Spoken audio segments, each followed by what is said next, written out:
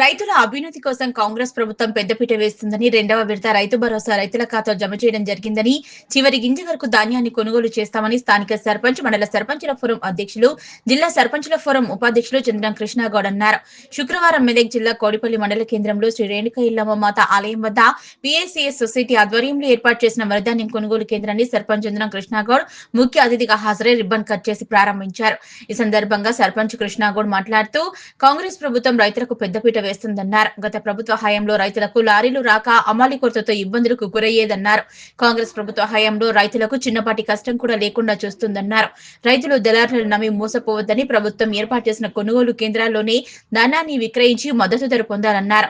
సన్నరకం ధాన్యానికి 500 బోనస్ రైతుల ఖాతాలో జమ చేయడం జరుగుతుందన్నారు. ముఖ్యమంత్రి రేవంత్ రెడ్డి రైతుల ఆర్థిక అభ్యున్నతి కోసం అనేక సంక్షేమ కార్యక్రమాలు చేపట్టడం జరిగిందన్నారు.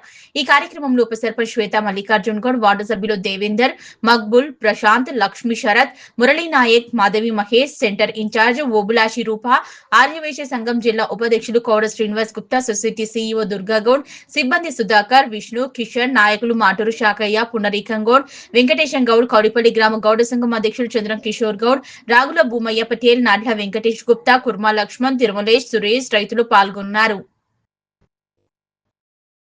రైతు సహకార సంఘం ఆధ్వర్యంలో ఈరోజు మనం ఈ వరిధాన్యం కొనుగోలు కేంద్రాన్ని ఓపెన్ చేయడం జరిగింది. కాబట్టి ఈరోజు రేవంత్ సర్కార్ కాంగ్రెస్ ప్రభుత్వం ఇస్తున్న రైతు భరోసా రెండవ విడత కూడా ఈరోజు రైతులకు అకౌంట్లో పడడం ఇలా జరిగింది. అలాగే సన్న వడ్ల కొనుగోలులో 500 రూపాయల బోనస్ కూడా రైతుల అకౌంట్లో వేయడం జరిగింది.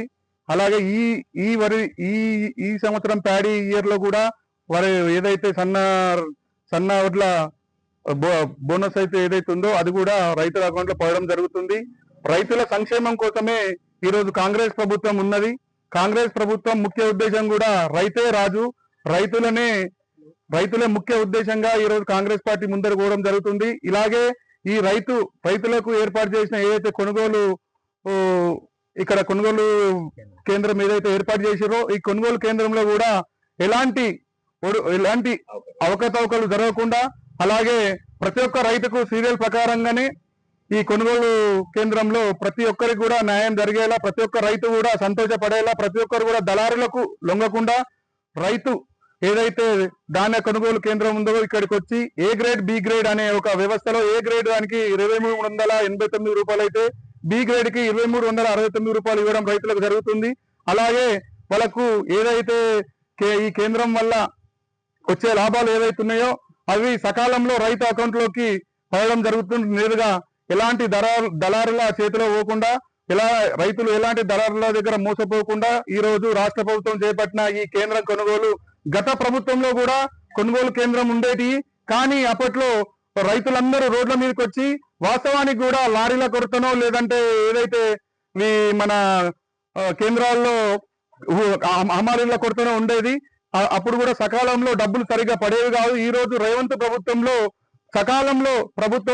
రైతు భరోసా రెండవ విడత రైతు భరోసా కూడా ఈ ఇయర్ పడింది. కాబట్టి అలాగే సకాలంలో ప్రతి ఒక్కరికి రైతులకు లారీల కొరత గాని హమాలీల కొరత గాని లేకుండా ఈ కేంద్రాన్ని రాష్ట్ర ప్రభుత్వం ఏర్పాటు చేయడం జరిగింది. ఈ కేంద్రానికి వచ్చిన పలువురు అందరు పెద్ద మనుషులకు కూడా పేరు పేరున అందరికీ ధన్యవాదాలు తెలుపుతూ ముగిస్తున్నాను.